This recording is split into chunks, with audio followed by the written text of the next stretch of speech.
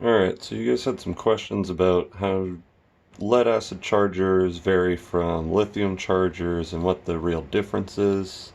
So it's not super complicated, and I've made this little chart of different kind of chemistries for lithium.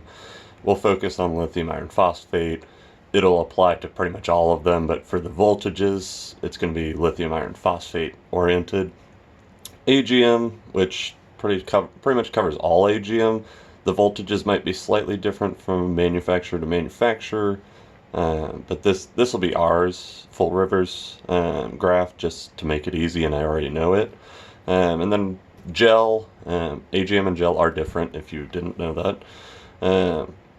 This will also be our Full River gel. We don't really do a whole lot of this in the US, but it's a graph that I'm also familiar with, and it's a little bit more convoluted, and I'll show you kind of why.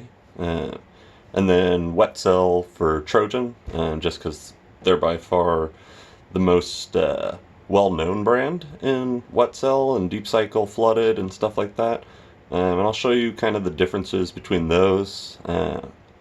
But to make it simple, so all of the lead acid is going to have three stages for the most part. And they're going to be bulk, absorption, and float. And I'll try to bring this a little bit closer for some of this stuff. So you'll see that there's bulk, absorption, float.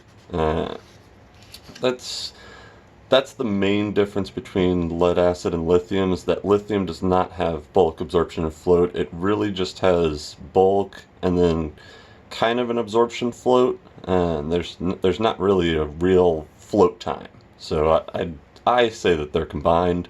Most people will just tell you that it's pretty much just one stage. Everybody else uses three stages, whether it's AGM gel, wet cell, anything else in the lead acid families are pretty much all three stages. Now you may see some chargers that say 5 stage or 7 stage or 9 stage or whatever they want. And they just add a lot of little things in there that have slight variations and aren't really different kinds of stages, and they're really just marketing gimmicks. So in this lithium, this is from Texas Instruments diagram. So this is going to be more of a generic diagram. You can ask your cell manufacturer, which if you're using something like JY, that's K2. JY would also have this graph, or any of the LTO guys. I'm sure you can look up the original specs to those. But for lithium, and this is for lithium iron phosphate on this exact chart, you'll see it starts off the ramp at about 0.1 C, which is a tenth of your capacity. And it does this as a soft start, just to make sure that the batteries aren't discharged so far that they've been damaged.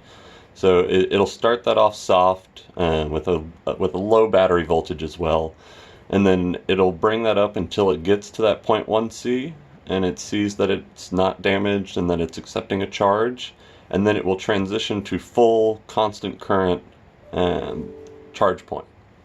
So what this means is that it's going to charge it at the maximum charge rate of that charger, or at the battery's maximum charge rate. So, for example, something like a JY80.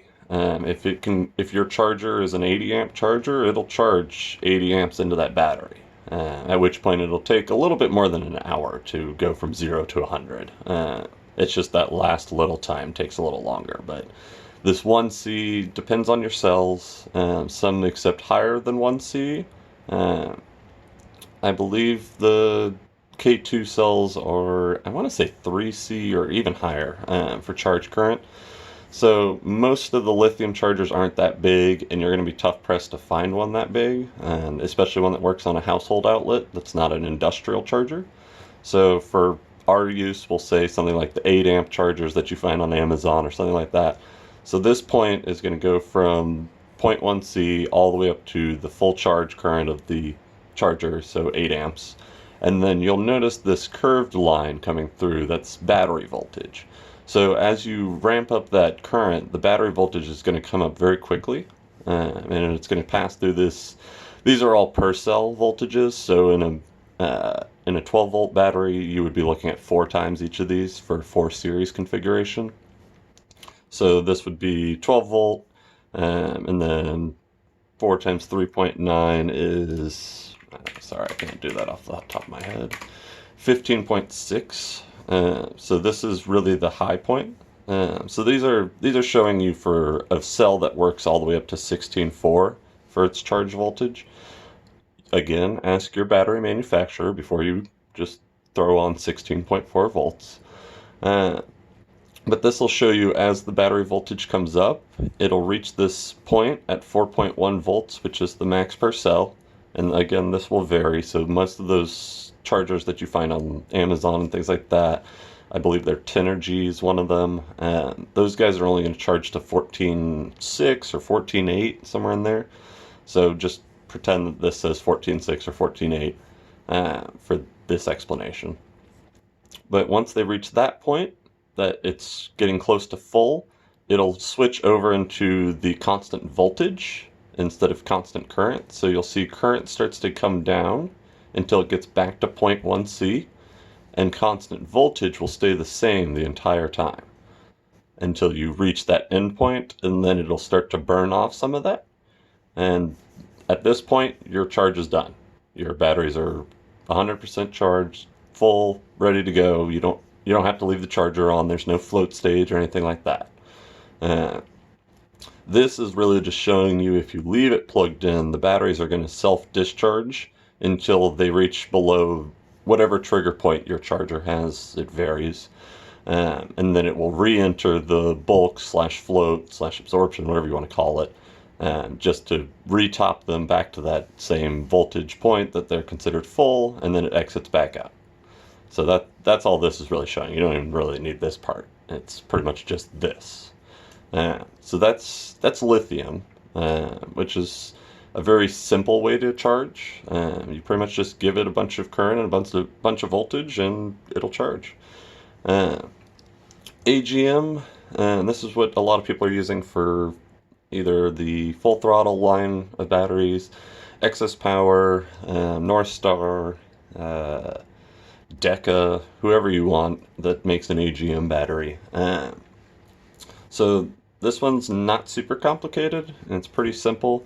This is how most battery chargers are designed, which is called an IUU profile, which is voltage, current, current.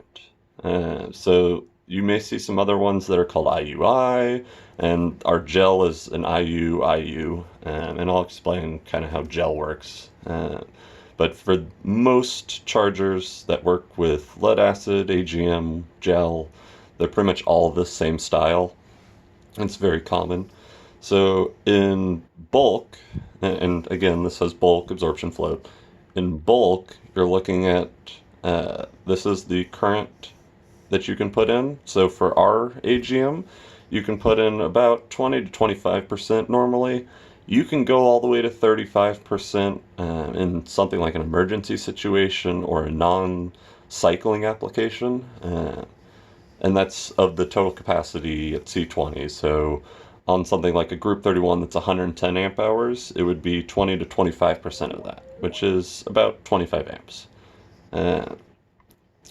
So at that rate, it's in bulk, you're going to look at, let's say 25% is how ours is designed. It'll be 25% of that constant current with a ramping voltage. So this looks very similar to lithium's beginning, where it starts to ramp up this current and voltage at the same time. This one's just a little bit smoother, I guess. So once it reaches the absorption point, which is 14.7, that's basically you're just ramping the battery voltage this whole time. Then you get to absorption where it stays at 14.7. So that first one is constant. Sorry. So bulk is constant current, and then the next one is constant voltage. So in absorption, it's going to stay at 14.7 the whole time. But as it does this current is going to come down until it reaches, this varies by manufacturer. Ours is anywhere from 1.2 to 2% of capacity. That tells the charger that it's full and that it needs to go into float mode. Uh, Different batteries are going to have different transition points. This is also called absorb end amps or other things. But that just tells it that it needs to go into float and then it's done with the absorption stage. So another side note is that absorption time is a max of 8 hours on this chart. Typically we say 4 hours, but if you need to, 8 hours is okay, provided the temperature is correct. But once you transition over into float, your voltage goes from that 14.7 down to 13.65. So once it gets into float, it just stays, again, constant voltage. Just pretend these U's are V's. It's just a slight difference. So 13.65 forever. You can float any AGM battery as long as you possibly want. This is what a lot of the telecom guys and stuff do. They do float standby where it stays in float for months and years without ever actually being used. So you'll notice that the current goes down further and further. It eventually will taper down to a certain point and just kind of stay there, whatever your battery desires. It'll just get down to that point and stay there at that 13.65. So that's AGM, and the temperature is going to change where the voltage points are, and that's called a coefficient. And it's a little bit different once you get down really cold or really hot, but for the most part, 14.7 covers most use cases. If it's really cold or really hot, that's 8 for that. Or you have something like NOCO that has two different settings for cold AGM or normal AGM, and you can adjust those. Gel. So gel is very similar to AGM because it's, again, a lead acid chemistry. It's a sealed, maintenance-free battery just like AGM. It's just a different way of making the electrolyte. You use an actual gelled electrolyte that you put onto the plates instead of absorbing it into a glass mat and putting it on the plates. So it's just a slight difference. So this is our DC gel. Again, not really many in the US. It's mostly an overseas product. Gel isn't quite as popular as AGM in most applications just because it's not as resilient, I guess would be the proper term. So this one's a little bit more convoluted. This is our actual battery manufacturer, Full River Battery Manufacturing. This is their graph, so it's very detailed. Ours is a little bit more simple. So this one will show you, this is more like that 5-stage charger that I mentioned before that you may see from somebody like, I think NOCO says that theirs is either a 5-stage or 7-stage, but really they're just including some stages that aren't really different than other stages. So this first one is called the exhausted stage. This is basically if your battery is very heavily discharged, even below the, say, 10.5 volts would be on a 12-volt battery would be 0%. So even if you went below that, this is going to just try to force in the energy until it reaches a safe point. So this is anywhere from 1.5 to 1.9 volts per cell, which is about 9 volts to, I want to say 11.5. 11.4. So anywhere from 9 volts to 11.4 volts on a 12-volt battery. Then once it gets up high enough, it'll go into the normal bulk stage, just like we had over here. And this is the same design. It's going to come up with the voltage, the current's going to be constant, which is that IU. So in the next one, the U, which is same thing as AGM, voltage is constant. Gel will be a lower voltage than AGM will be. So you'll see we normally charge at 14.7 for bulk and absorption on a AGM, but in gel you're only going to 14.4 as a max point, and then 14.2 for your constant absorption stage, which is most of your charging. So you'll notice again the current comes down because the voltage is staying constant, just like it does in AGM. Then you'll see this one has an optional stage 4. and this is called the overcharge phase. So some chargers will do this. We don't typically do it with our AGM, but it's an option. And basically what this does is it'll increase the voltage in slight bumps with a constant current going until it reaches the target point or it stops accepting voltage. So it'll either get all the way up to 15.78 on this style, or it'll stop because it can't increase voltage over a certain period of time. So you'll have to look at your batteries if you have gel or AGM and they recommend an IU. You can kind of see they'll give you the exact times and all that it requires before it'll switch over into float. But once it does hit that, it goes back into the float, which is again the U, so constant voltage with a tapering current that goes down. And this float is a little bit lower than our AGM 13.62. Typically, you'll see gels have a very low absorption bulk charge voltage point and a pretty high float point.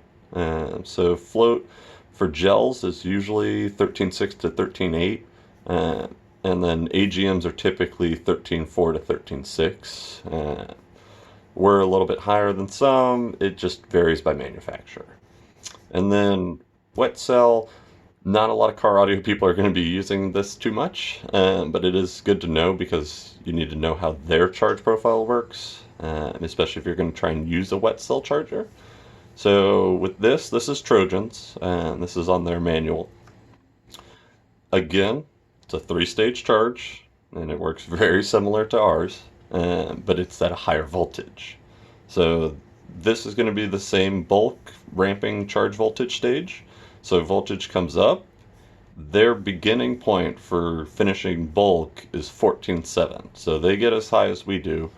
And then in their next absorption stage where the current starts to come down, they'll get that same 14.7. So they're same kind of style, IUU, where it's constant current. Then current goes down and voltage stays constant. And then this would be the float stage, or similar to this overcharging phase, where they actually ramp all the way up to a maximum of 16.2 volts. So because they're wet cell, they can off gas, and then they can add water back in to make the specific gravity correct. We don't have that ability in AGM and gel because all of the gas is inside and it recombines, so you shouldn't need to add water, but if you overcharge the battery, it'll vent out, and then you don't have any way to put it back. So we don't go that high in voltage. That's how they can keep a long life, is they can keep adding water and making the specific gravity correct. And they can overcharge and burn off any issues that occur, like sulfation, things like that tend to come out when they do what's called an equalization stage. So theirs goes a little bit higher, but you will notice that their maximum charge current is 10 to 13% of C20. So ours is typically 20 to 25%. You can go all the way to 35. So you're going to charge at least 2 to 2.5 times faster than a wet cell using an AGM. And then lithium is even faster. It's usually at least 1C charge current, could be even higher, and typically is. So you're already going to be technically 5 times faster, well, 4 to 5 times faster just going with a 1C charge current, but limited by your charger size. So if you only have an 8 amp charger, it doesn't matter which one you use. You'll get a little bit faster with lithium just because you don't have the float stage of the other guys. But overall, it would be probably 30 minutes of difference. Not enough to be noticeable. Now, if you have a very large industrial charger that does, say, 100 amps on 12 volt, then you would have a big difference, because you could charge your lithium at its full, say, 3C or 5C charge rates versus AGM, where it's only 0.2 to 0.25C, or wet cell that's only 0.1C. So that's pretty much it for the differences. It's really just lithium has bulk and absorb kind of all combined, along with float and absorber combined. It's pretty much just one stage, maybe 2 stages. There's no extended float stage that takes a while to finish off the charge. You don't have to worry about any of that. And then agium has 3 stages that it needs to get through. Same thing with Trojan's wet cells and Argels, and pretty much anybody that makes a lead acid is going to be very similar to this 3-stage charge. And so that's kind of the basics, and I hope that helps.